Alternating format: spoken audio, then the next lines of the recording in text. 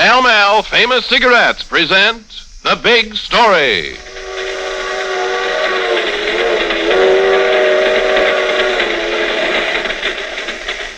Say, Idaho. Yeah, kid? My back feels broken riding on the floor of this empty boxcar.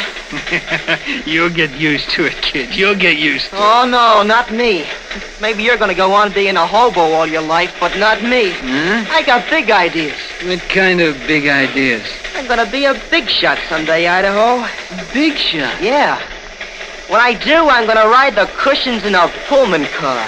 First class.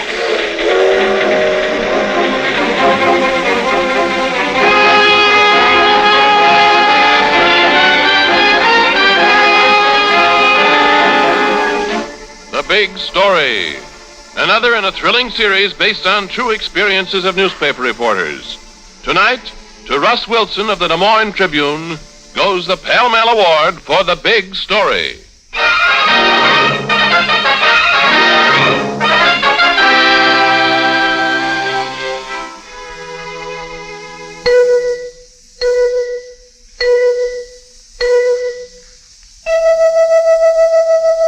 Four notes that are alike, and one that is outstanding. And of America's leading cigarettes, one is outstanding. The longer, finer cigarette in the distinguished red package, Pall Mall. Ladies and gentlemen, have you noticed how many of your friends have changed to Pall Mall? There's a reason. Pall Mall Famous Cigarettes. Good to look at. Good to feel. Good to taste. And good to smoke. Yes, Pall Malls are good to look at, good to feel, good to taste, and good to smoke. For Pall Mall's greater length of traditionally fine, mellow tobaccos filters the smoke of this longer, finer cigarette. Gives you that smoothness, mildness, and satisfaction no other cigarette offers you.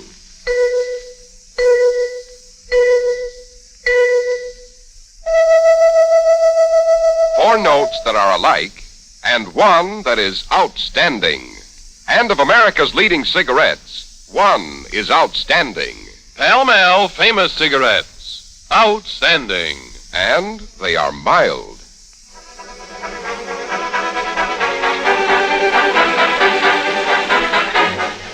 Now the exciting and authentic story of the case of the ambitious hobo.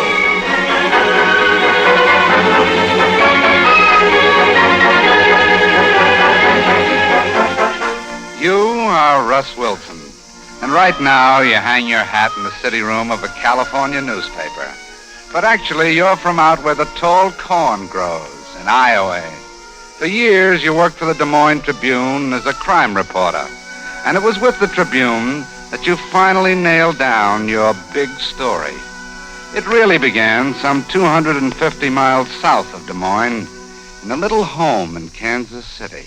Freddie, you listen to me. Don't leave home again. Stay here. Sorry, Mom, but I'm through hanging around the house being a burden to you. The last time you left home, you were gone 2 years. I never even knew where you were or what you did. I worry about you, son. You're only a boy. That's the trouble. That's what everybody thinks. Everyone around here still calls me Babyface. Babyface Freddie Bell. But I'm no kid anymore, see? Even if I look it. I'm 21. And I can't just sit around here and watch you work to support me. Son, if you stay home, there are plenty of jobs. Not my kind of jobs. I want to be rich, famous. I want to own a big car, a big house, have 10 suits of clothes. I want to make sure you never have to work again, Mom. I want people to turn around and look at me when I walk down the street and hear them say, "There goes Freddie Bell, the big shot." I wish your father was alive. I wish he was here to advise you. I don't know what to do. I can only say I think you're making a terrible mistake. Oh, no, I'm not. It's like in those stories you used to read me when I was a kid. I've got to go out and seek my fortune. You wouldn't stand in my way, would you, Mom? No, son. If that's what you want, I won't try to stop. Oh, now you're talking. Mom, I hate to ask you this, but I'm going to need some money to get started on my trip.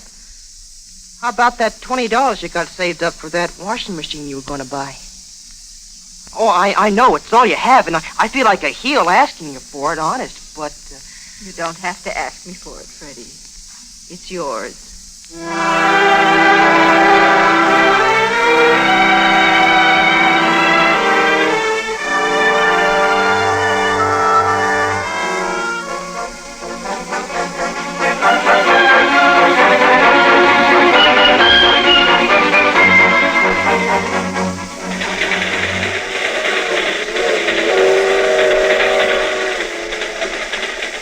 It'll be daylight in an hour, Idaho. When's this here freight train get to Des Moines? This is a highball freight, kid. She's been hitting the high iron ever since we jumped aboard at Kansas City. We're in the outskirts of Des Moines now. We've played in luck. Why, Idaho? Brakeman hasn't been around to bother us the whole trip. Once we hit the yard, she'll slow down. We'll drop off this boxcar. And after that? After that, I'll take you to the Hobo jungle and introduce you to some of the other bulls riding this territory. Well, it can't come too soon for me. My back's broken riding on this boxcar floor. Someday when I get rich, Idaho, I'm gonna ride the cushions on the Pullman cars. First class. Still think you're gonna be a big shot, huh, kid? I got my mind set on it. Yeah, and stay away from the road. Don't go getting cinders in your blood, train whistles ringing in your ears, like I did. It ain't the life for a kid like you. You expect to be a bum all your life, Idaho? Not a bum, kid. A hobo. What's the difference? Plenty. Bum's a tramp. He won't work. He'll steal. Hobo's different. He'll work if he has to. And he's got respect for the law. Hey, kid. Yeah? Trouble coming up. The brakeman's coming. Where? He's on the catwalk 2 cars ahead. Get away from the door, kid. The brakeman will be on the roof of this boxcar in a minute. Oh, what of it? If he sees us, he'll throw us off this train. Oh, no, he won't, Idaho. He won't. You heard me. What do you mean, kid? I mean this, Idaho. Where'd you get that knife? KC. A Bowie knife, they call it. And if that breaky sticks his head through this car door, I'll cut it off for him. Kid, wait a minute. What's come over you? Put that knife away. Shut up, Idaho. I'll take care of this. You shut up. That breaky's on the roof of this car now. If he looks in, I'll shove this knife right through him. Oh.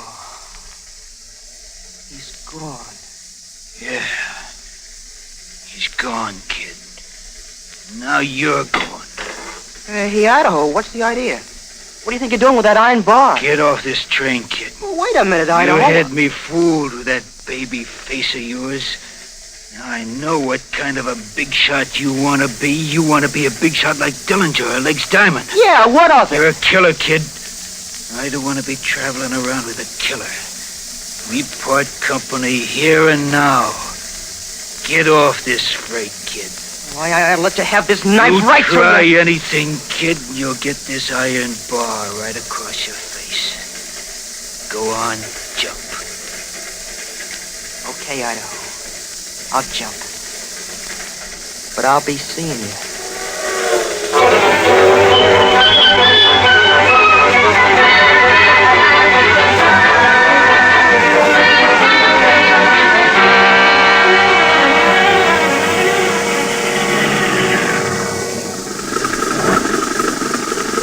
Hey, mister.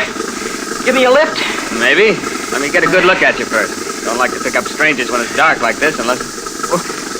Why, you're only a kid. Okay, hop in. Gee, thanks. Now, what are you doing outside of Des Moines at 5 in the morning?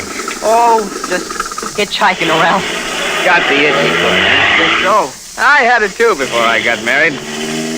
My name's Carl Andrews. I'm Freddie Bell. I'm glad to know you, Freddie. This sure is a beautiful car. Yep, brand new, and it's got every gadget in the book. Custom made, too. Is it your car? Mine? Oh, no. What would I be doing owning a car like this? I work for a garage, just delivering the car to the guy who owns it. He's a bank president in Des Moines. So it belongs to a big shot, huh? That's right. This is the kind of car I'm gonna drive. Well, I wish you luck, kid. I hope you do someday. I'm not talking about someday, pal. I mean now. Huh? I'm going to start right in being a big shot now. What are you talking about? This. Well, I'll be... Put that knife away, kid. Pull over to the side of the road, pal. I'm taking over. Have you gone crazy? Stop the car and pull over to the side. What, do I have to carve you up? You wouldn't dare use that knife. Not a kid like you. Oh, wouldn't I, pal? Wouldn't I? I've been waiting for a chance like this. You're bluffing, kid. There's a state police barracks down the highway and... No! No, kid, no! You asked for it. Give me that wheel. Give me that.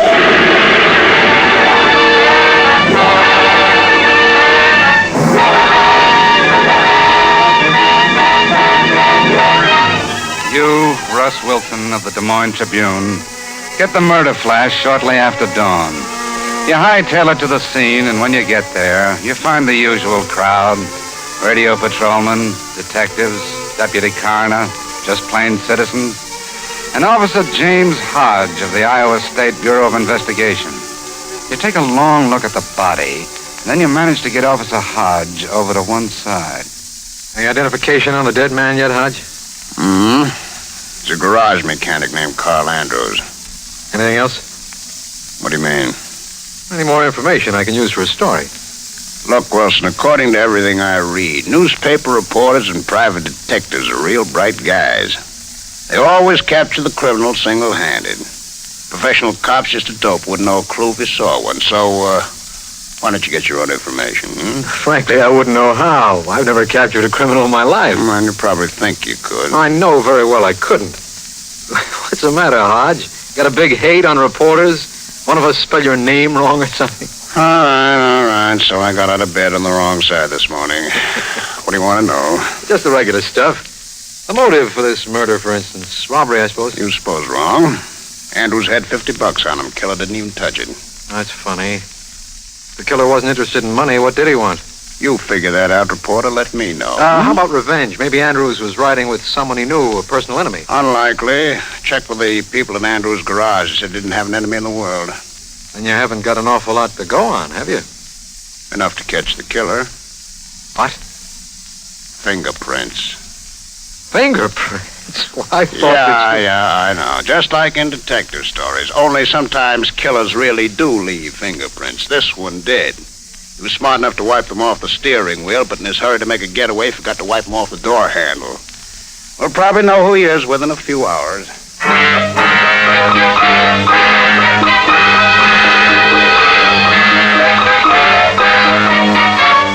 City desk, Russ Wilson. I'm calling from headquarters. Those fingerprints belong to a kid named Freddie Bell. He served a term in jail out west for armed robbery. Police expect to pick him up any hour now.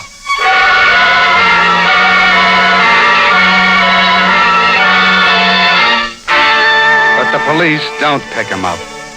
A day passes. 2, 3. The manhunt hits high gear. Goes out of the state, nationwide. You follow it close. Write story after story. The Tribune is flooded with tips. You track them down. Find them worthless. And then, days later, when the authorities are just about ready to concede a clean getaway, you get a phone call. Hello? Is this Russ Wilson? Yeah? I've been reading those stories you wrote on the Carl Andrews murder case, and I got a tip on the killer. Who's this? Never mind. You want that tip on the killer, or don't you? Yes, I do. Okay. Meet me at the Hobo's Jungle near the freight yards, midnight tonight. The Hobo's Jungle? That's right. And Wilson, Yeah? just a word of warning. Don't talk to the cops, and come along.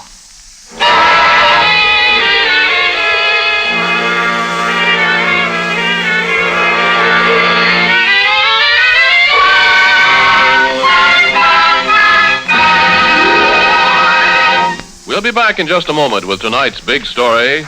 But first, a word from Cy Harris. Ladies and gentlemen, have you noticed how many of your friends have changed to pell-mell?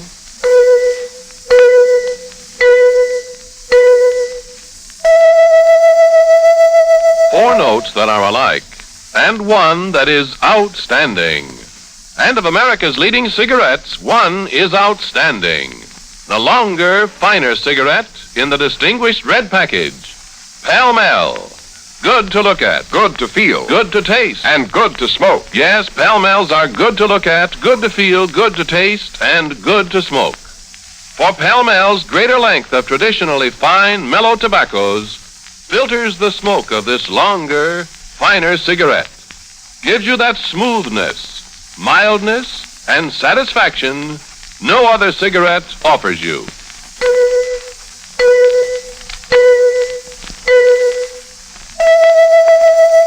Four notes that are alike, and one that is outstanding. And of America's leading cigarettes, one is outstanding. Pall Mall famous cigarettes. Outstanding. And they are mild.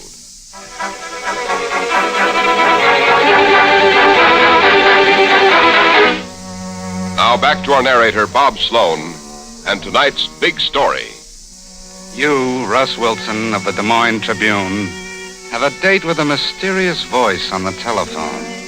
Your rendezvous? A hobo jungle near the freight yards at midnight. Your mission? To find a killer. When you cross the tracks in the darkness and head for the clearing they call the Hobo's Jungle, you're scared plenty. Somewhere in the distance, you hear a train. And right now, you wish you were on that train. You wish you were anywhere but where you are. But you keep on walking. And finally, you hit the jungle itself, where the hobos camp. You see the ashes of the cooking fires, bits of cast-off clothing, and tin cans littered about. And you keep on walking.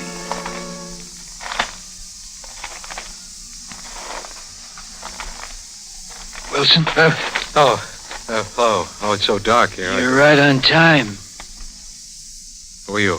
Your name's Jones, Idaho Jones. I'm a hobo.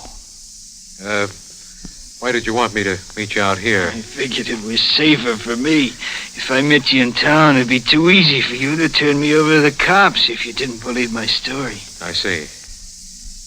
You said over the phone that you had a tip on the Carl Andrews murder. Yeah. What's the tip? I seen the killer about 7 o'clock this evening. You saw Freddie Bell? Yep. Baby face and all. Where?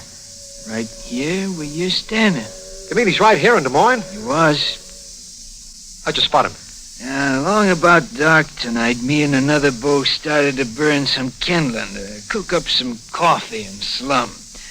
I remember it had started to rain. My friend was telling about other hobo jungles.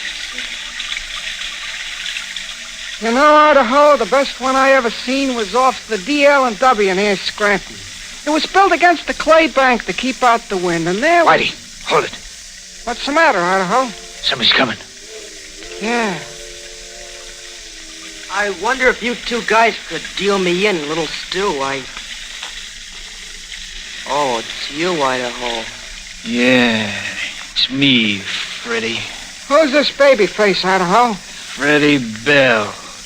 Knifed a guy to death near here a couple of weeks ago. Look, Idaho, I didn't do That it. ain't what the Des Moines papers say, kid. They're lying. I tell you I didn't. Don't lie to me, kid. I know you did it. How do you know?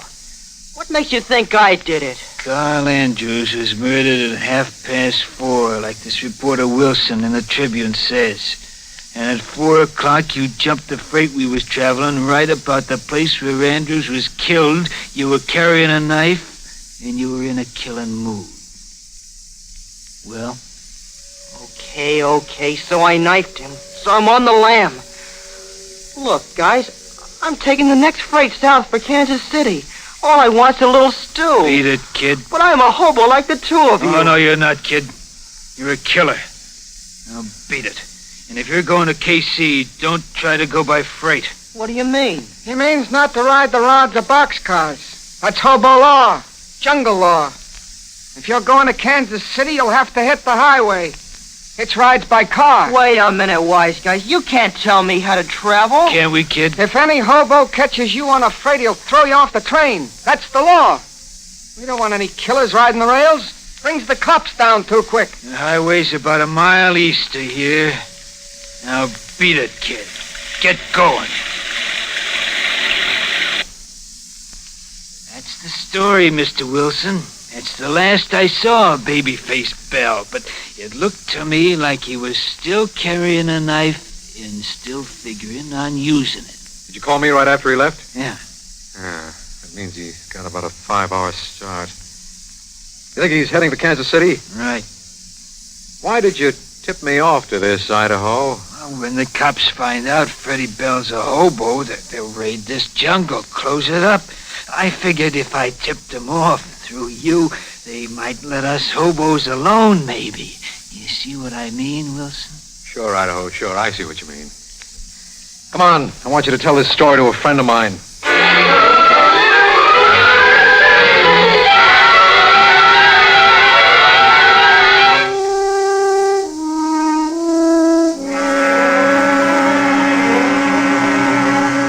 All set with those pictures, Hodge? Yep. Got 7 different photographs here on my desk. Every one of them out of the Rogues Gallery, with the names blanked out. And Freddie Bell's picture is one of them. Right? This hobo picks it, we'll know he's not talking through his hat. We'll know that he's seen the right man. Yeah. Much as I hate to admit it, this was a good idea of yours, reporter. Thanks. I'll let him in now. Morning, Idaho. What's this all about, Wilson? Take it easy, take it easy. We just want to see whether you can pick Freddie Bell from these pictures. Go ahead, Idaho. Pick it out. Which one of these pictures is Freddie Bell? This here one, this picture, the third from the left. That's Freddie Bell. I'd know him anywhere. Well, Jim? He's right, reporter.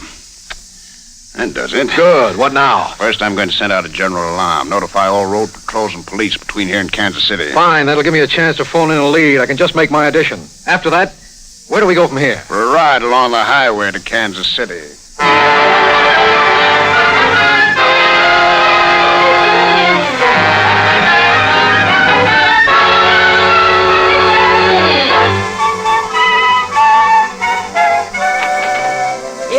Excuse me, ma'am. I'm on my way to Kansas City, hitchhiking. I'm hungry. I wonder if you could spare me a meal. Why, it's a shame, nice-looking boy like you going hungry. Come in, come in. Gee, thanks, ma'am. You're swell. You remind me of my mother.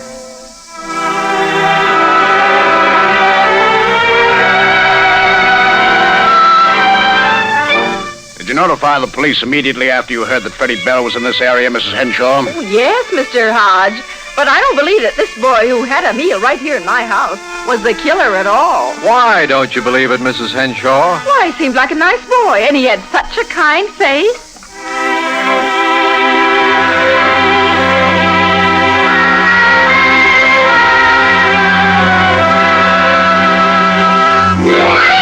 How's chances on a ride in your truck, driver? Oh, I don't know. We're not supposed to take any riders. Where you going? Kansas City?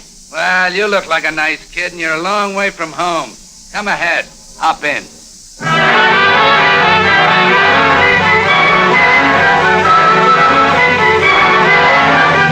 Where did you pick up this kid in your truck, driver? Right outside of St. Joe, Mr. Hodge. But when the state troopers put up that roadblock and looked into my truck, the kid was gone. Well, that's that. Let's go, Hodge. If you ask me, Mr. Wilson, you two are barking up the wrong tree. Are we? Why? Why, that kid was clean cut, a regular fella. He didn't look anything like a killer to me.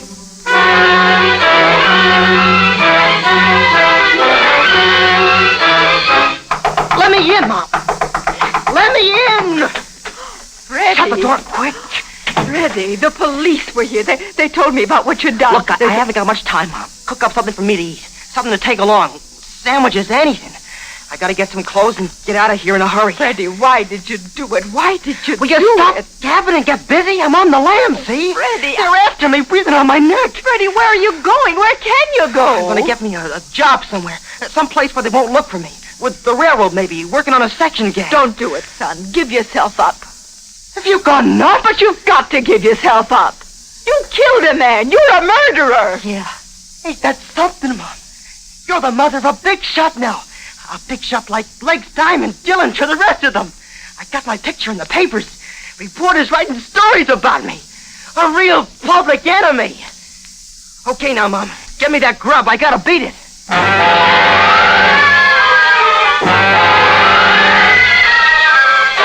Still following the trail, You and Hodge check with the railroads and find that they're hiring section gangs at Liberty, Missouri, about 20 miles out of Kansas City.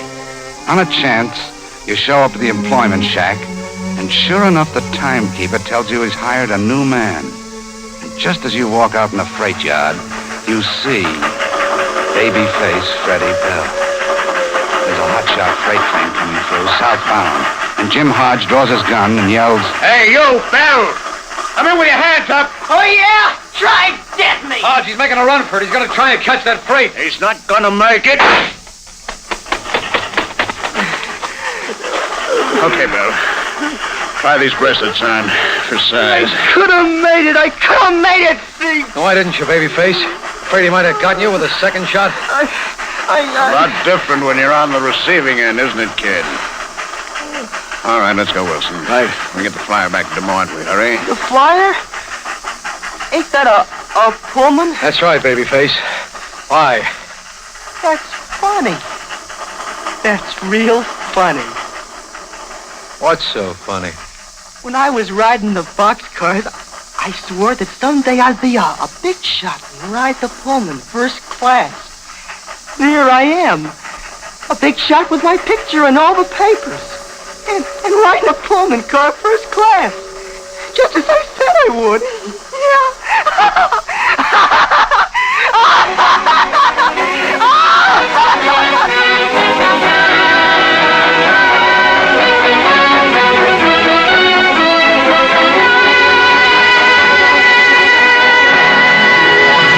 In just a moment, we'll read you a telegram from Russ Wilson with the final outcome of tonight's big story.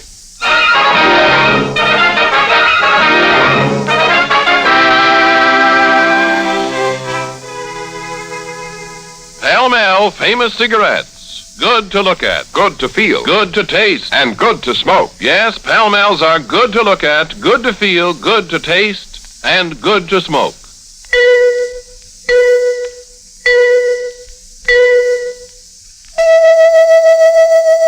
Four notes that are alike, and one that is outstanding.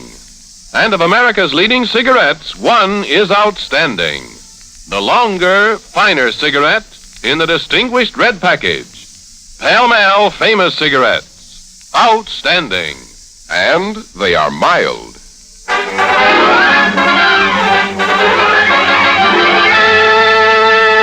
Now we read you that telegram from Russ Wilson of the Des Moines Tribune. Youthful killer in tonight's big story was brought to trial, convicted of murder, and sentenced to life imprisonment in the Iowa State Penitentiary. 10 years later, he made a daring escape from prison, but after several weeks at liberty, he voluntarily returned to jail and is now serving out his sentence. Many thanks for tonight's Pall Mall Award. Thank you, Mr. Wilson. The makers of Pall Mall famous cigarettes are proud to have named you the winner of the Pall Mall $500 award for notable service in the field of journalism. Listen again next week, same time, same station, when Pall Mall famous cigarettes will present another big story. A big story from the pages of the Nashville Banner. Byline, Marshall Morgan. A big story about two penniless parents and a reporter who saw to it that two children got what they wanted for Christmas.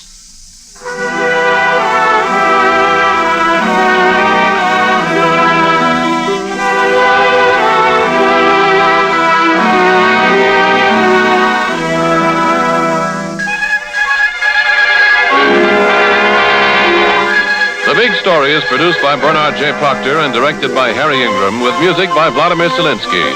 Tonight's program was written by Max Ehrlich.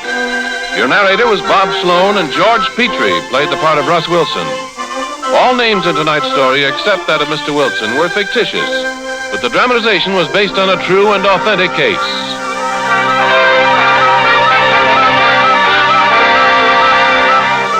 This is Ernest Chappell speaking for the makers of Pall Mall famous cigarettes.